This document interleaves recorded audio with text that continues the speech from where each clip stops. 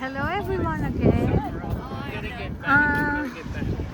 After our dinner, it's time to walk because our tummy is so full. Busog na busog po kami sa aming kinain. And there's an airplane. Hey, airplane! Because this place is close to the airport. Hey, there's a cutie dog here. Hello! See guys, kaya lakad-lakad muna po kami para po matagtag yung kinain namin at pag uwi namin have a shower and hila-hilamos, tapos po tulog na, pahinga na because it's Friday. It's really a happy Friday to us kasi may inayos po kami na documents and everything's fine.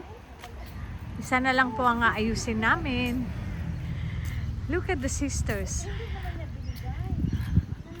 Ayan po sila naglalakad, bonding moment ni Marlene, ni Mer at ni Josephine, ang bunso at ang I think Marlene third to the youngest. Now we're passing by in the bridge of Kamay Wharf, Botany Bay. Okay po, I just walk backward just to see the sign here kung nasaan po tayo. Ayan po siya, Kamay Wharf, Botany Bay. At ipinagbawawal po ang mga bagay-bagay dito sa bridge na nalalakaran namin. See, please take care for your safety and for those under your supervision. In case of emergency, of course, phone 000.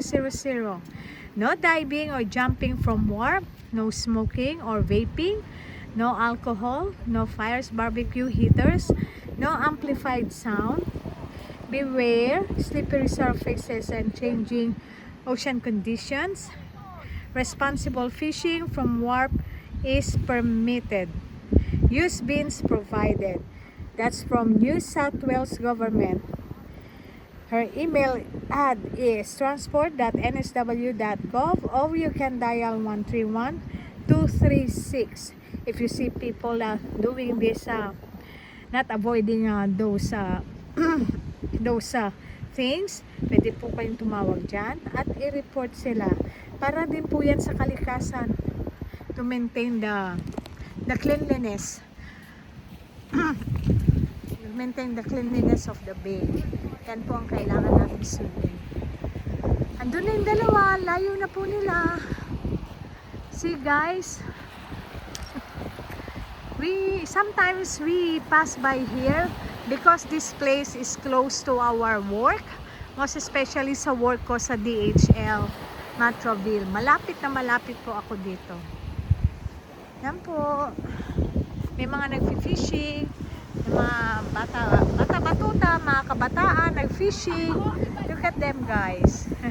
Happy fishing. Hopefully you can catch fish guys.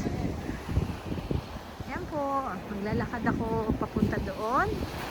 Permitted naman po pala mag-fishing dito. But you have to be responsible. Kailangan, kapag nakakuha po kayo ng maliliit na isda, you have to return back that small fish in the water. Otherwise, there's too many cameras here, makikita rin po nila kayo at baka ma-finean po kayo.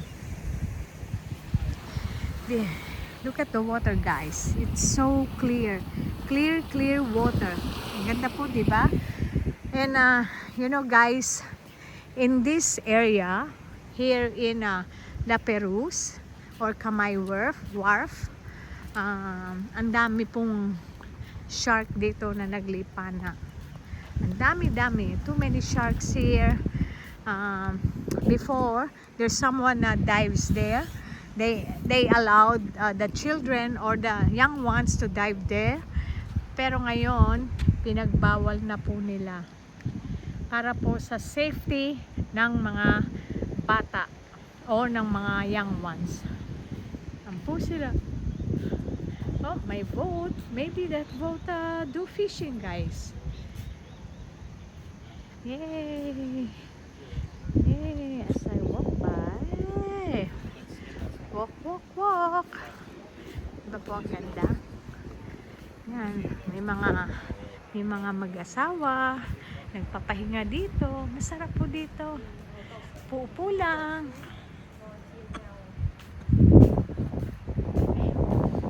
Puupo lang po dito.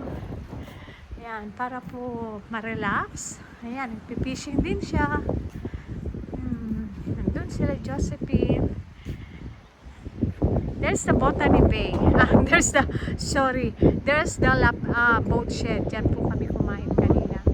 You see that, guys? Yan po kami kumain. We ate our dinner there. And it's really a beautiful place to unwind and to have your lunch or snacks or dinner. Or if you want to drink some how you call it, liquor or red wine or have a margarita, you can go there, guys. It's really a relaxing place to unwind. Yan po, may mga bahay doon, may mga buildings. That's $1 million Australian dollar cost of houses there. Yan po, ando ng pier, as I mentioned before. Ayan na po yung dalawa. Hello, guys! Say hi! Okay, take a picture, guys. 1, 2, 3. One more. 1, 2, 3. Siguro dito ako para maganda. Sa gitna kayo. Picture. I'll take a picture, guys. Take a picture. No. Usog kayo doon. Yan. Ako lalapit. I come to you, guys. Okay? 1, 2, 3. Hello?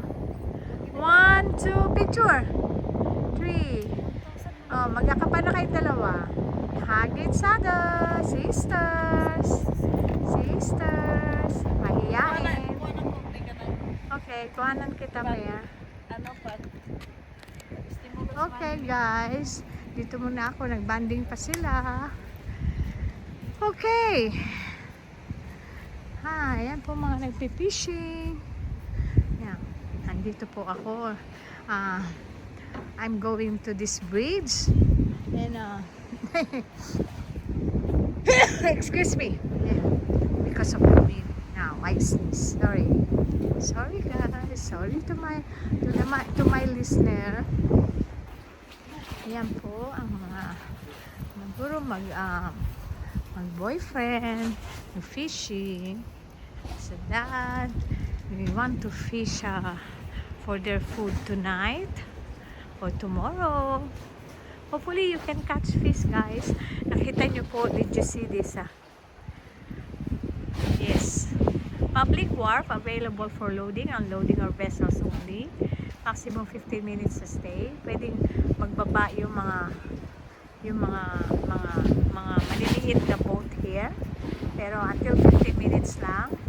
Then, penalties will apply kapag tumagal po sila ng more than if they stay here more than 15 minutes.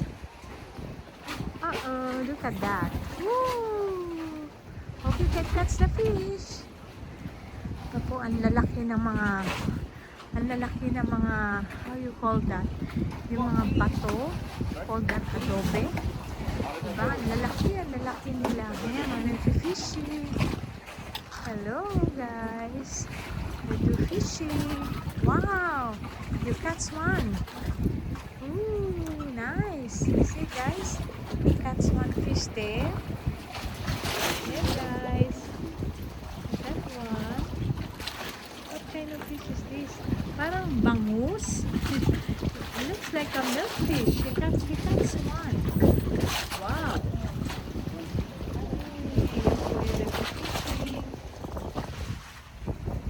Nice one.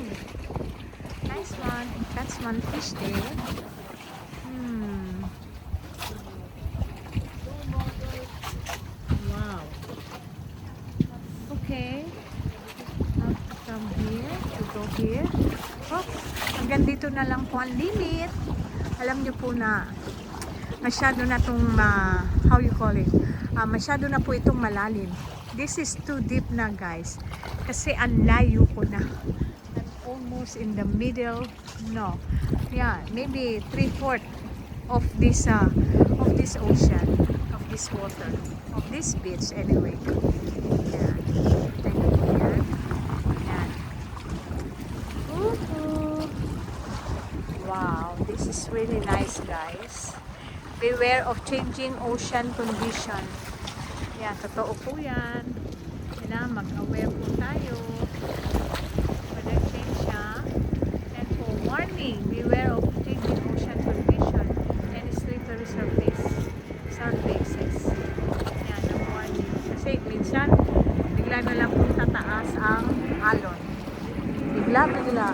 There's an airplane! Have a safe flight, airplane! Yan po ang airplane. Yan, mag-travel sa. God bless you in your flight. See, ang ganda po dito, hindi ba? Ang ganda-ganda, sobrang ganda. This is here, we are here still in Sydney, Australia. Malapit lang po ito sa bahay namin. 15 to 20 minutes drive. We're close to our house here. In here, you can see too many fishes in the ocean. Woohoo! Okay guys, ayoko na lumapit. Baka mag-change ang condition ng water. See? Naghahuli po sila ng fish. Nag-fishing sila, of course. I don't know if they catch fish already. Wow! Dami nag-fishing po dito, mga nangingisda, and we had the camera there. Yan po. And sinasabi ko may camera sila. Kasi you're not allowed to take out the small fish in the ocean. Hindi po allowed talaga. May certain measurement po yata. Gano'ng kalaki ang pwede mong iuwi o kunin. Hello, bird! Whoa! Do you see the bird? The bird catch fish. Wow! Lapitan po natin siya. Hello! Hello! Wow! Ayun, tinitinikan niya na yung isda. Tingnan nyo. Oh! Ayaw niya lapitan ko siya. Anyway, guys. Thank you for watching my vlog. And hopefully you like my video. Look at the bird. Doon niya dinala yung fish. Ayun, nasa camera. See? The fish is in the camera. Doon niya po kinain yung fish niya na nahuli. Nakakatuwa. Tapos, ayan yung dalawa. Hello! Hi! Okay, guys. Okay. Pabalik na po kami. Wow. Very nice, isn't it? Okay. Thank you for listening and watching my video. Please don't forget to like. And I'm very grateful if you subscribe in my vlog. JDMG vlog. Thank you so much. And have a happy Friday to everyone. Stay safe. God bless.